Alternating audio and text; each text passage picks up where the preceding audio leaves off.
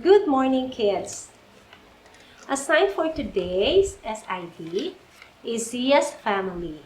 So, I am Tita Pinky, Kuya Strad, Ate Cher, and of course, Zia. We are going to study about the story of Esther today. So, first, I will let you watch a short video clip of the story. And after that, we are going to discuss the lessons that we can get from the story. So let us watch first. The book of Esther. It's one of the more exciting and curious books in the Bible.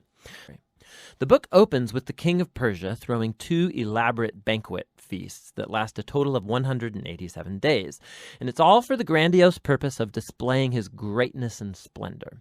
On the last day of the banquet feast, he's really drunk, and he demands that his wife, Queen Vashti, appear at the party to show off her beauty. She refuses, and so in a drunken rage, the king deposes Vashti and makes the silly decree that all Persian men should now be the masters of their own homes. Then he holds a beauty pageant because he wants to find a new queen. This is like a really bad soap opera. But it's right here that we're introduced to Esther and Mordecai. Esther hides her Jewish identity and enters the beauty pageant and wins. And the king is so obsessed with Esther that he elevates her to become the new queen of Persia.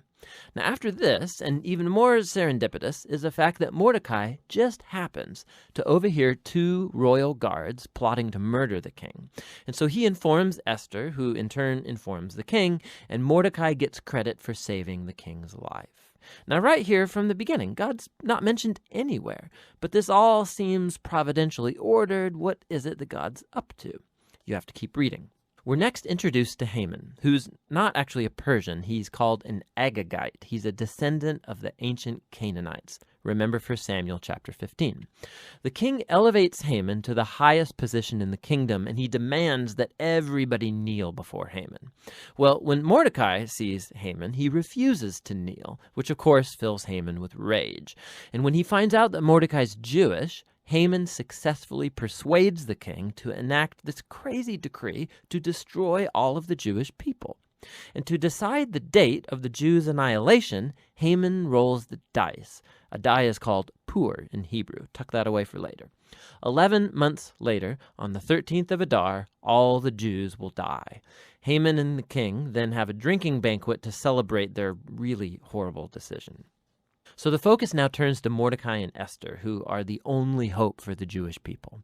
They make a plan that Esther's going to reveal her Jewish identity to the king and ask him to reverse the decree. But approaching the king without a royal request is, according to Persian law, an act worthy of death. So in a key statement, Mordecai, he's confident that even if Esther remains silent, that deliverance for the Jews will arrive from another place. And then Mordecai wonders aloud. He says, who knows? Maybe you've become queen for this very moment. Esther responds with bravery, and she purposes to go to the king with her amazing words, if I perish, I perish. Now, in what unfolds, we watch the ironic reversal of all of Haman's evil plans. So Esther hosts the king and Haman at a first banquet, and she says that she wants to make a special request of both of them at an exclusive banquet the following day. So Haman leaves the banquet totally drunk, and he sees Mordecai in the street. He fumes with anger, and he orders that a tall stake be built so that Mordecai can be impaled upon it in the morning. It seems like things can't get any worse for the Jews and for Mordecai. But all of a sudden, the story pivots. It just so happens that night, the king, he can't sleep, and he has the royal chronicles read to him for good bedtime reading, and he just happens to hear about how Mordecai had saved the king's life. He had totally forgotten. So in the morning, Haman enters to request Mordecai's execution, and the king in that moment orders Haman to honor Mordecai publicly for saving his life. So now Haman has to lead Mordecai around the city on a royal horse, telling everyone to praise him. Now this moment in the story, it's a pivot banquet for the whole book. It begins Haman's downfall and Mordecai's rise to power. Watch how this works. The day after is Esther's second banquet. So the king and Haman arrive, and Esther informs the king that first of all she's Jewish, and second that Haman has enacted a decree to murder her and to murder Mordecai, who saved his life, and to murder all of the Jews. Now the king's had a lot to drink, so when he hears this news, he goes into yet one more drunken rage, and he orders that Haman be impaled on the very stake he made for Mordecai. It's ironic and a grisly way for Haman to go. Haman's execution, however, doesn't solve the problem of the decree to kill all of the Jews. So the focus now turns to Esther and Mordecai as they make a plan to reverse the decree. They discover that the king can't revoke a decree that he's already made.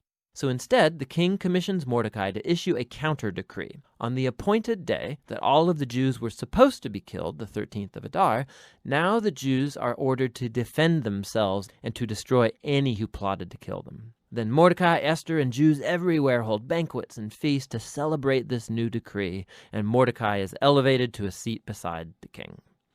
Eventually, the decreed day comes, and the Jews triumph over their enemies. First, they destroy Haman's family, and then any other Persian officials who had joined in Haman's plot. And then on a second day, they get permission to destroy any who plotted against them throughout the entire kingdom. This results in joy and celebration as the Jews are rescued from annihilation. The story then tells about how Esther and Mordecai established by decree this annual 2-day feast of Purim to commemorate their deliverance from destruction. And the name of the feast comes from Haman's dice. Remember, Purim. The book concludes with a short epilogue as Mordecai is elevated to second in command in the kingdom, and we are told now of his royal greatness and splendor as the Jews thrive in exile. Okay, everyone watch the video? In the story of Esther, there are 4 characters, namely, okay, Zia, can you name them? The 4 characters in the story are Esther, Mordecai, Ahasuerus, and Haman. By the way, we have a trivia. It is said that the name of God was not mentioned in the book of Esther. Kuya Strad, can you explain why? There are many scholars who study the Bible, and they gave several reasons why God's name was not mentioned in the book of Esther. One of the reasons was the circumstance of its writing. Since the book was written in Persia, the author may be aware of certain laws about non-Persian religious literature, and therefore may have not wanted to risk having the book destroyed by the government. But we know that God was working behind the scenes. Now, let's study the characters one by one. Let's start with the main character, Esther. From Esther's life, we can get several lessons. First, God uses ordinary people to do ordinary things. Can you explain more, Shea? Esther lived in a time when Israel was in captivity. She was just an adopted daughter of a cousin. She was a Jew, which was a minority race. Other than her beauty, she was not unique in any way. If God can use Esther, He can use us too for His plans. We just need to submit to His will. Second, beauty should not make us boastful. Can you explain it, Sia? From all biblical accounts, Esther was a very beautiful woman. The king was enthralled with her physical beauty, but she was quiet and humble and let her inner beauty and her faith in God shine through. Remember that God blessed us with looks, but it is up to us to treat people with respect. Be humble and gracious, and remember who created us. Third, with God's help, we can step out in faith and fight our fears. When Esther was asked to go to the king, her first reaction was hesitation. She did not approach the king. Instead, she prayed and she fasted, and then she bravely approached the king. When we are faced with something that is scary, do as Esther did. Pray, fast, and then bravely face your fears. The fourth lesson, our past doesn't dictate our future. Esther didn't come from much, but God had a plan for her life. How can we apply that to our lives, Chef? No matter what situation we are in, God has plans for us. He can take our mess and make it into a masterpiece. Just trust Him. The fifth lesson, God places mentors in our life to teach us wisdom. Mordecai proved to be a good mentor and a parent to Esther. We all need God-loving mentors in our lives who will advise, correct, and at times rebuke us.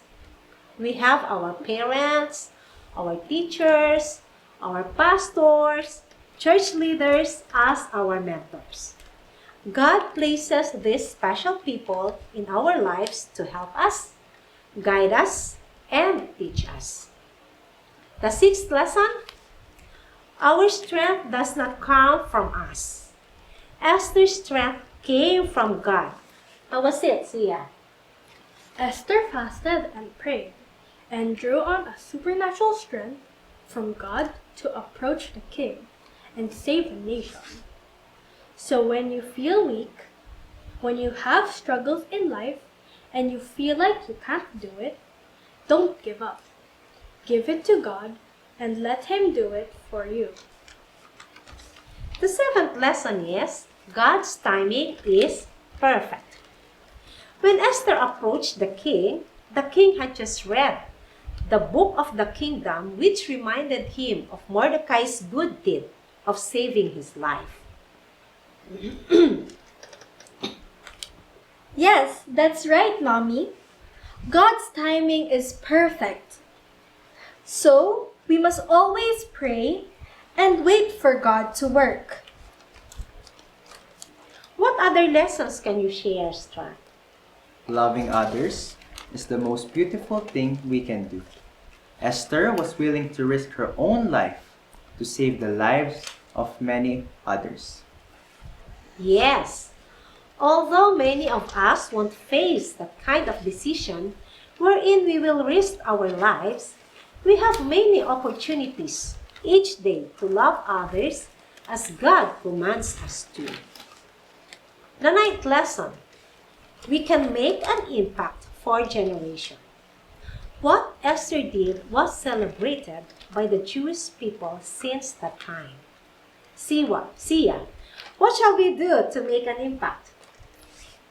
We must always do good, even in small things, because one small act of kindness and loving others can make an impact to many. Okay, now let us get lessons from Mordecai. Give me one strap. Mordecai was compassionate to the needs of others, to Esther and to the Jewish people. We, like Mordecai, should have hearts that beat for our fellow men, and we must show them that they matter and that we love them. Give another one, share. Mordecai had wisdom. He told Esther not to reveal her Jewish heritage first and wait until she had told the king Haman's plan to kill the Jews.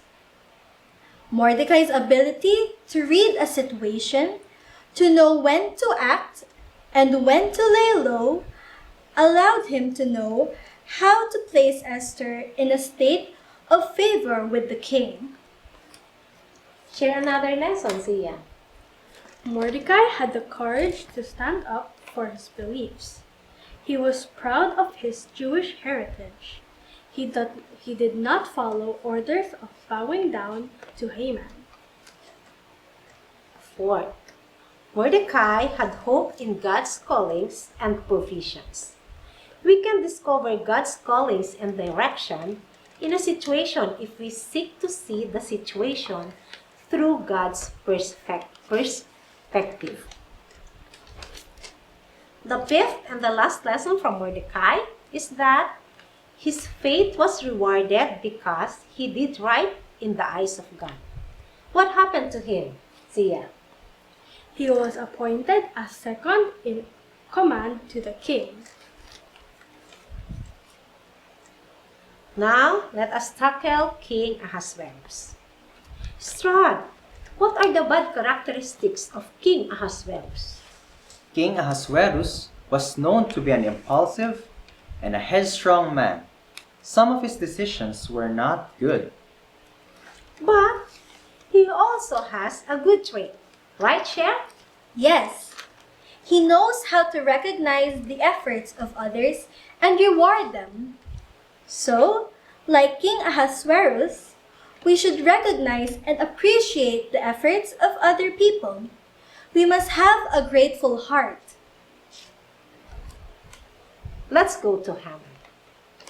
Haman's life was full of pride, hate, bitterness, and he surrounded himself with foolish counselors. What happened to him? He failed. What can you say, Strad?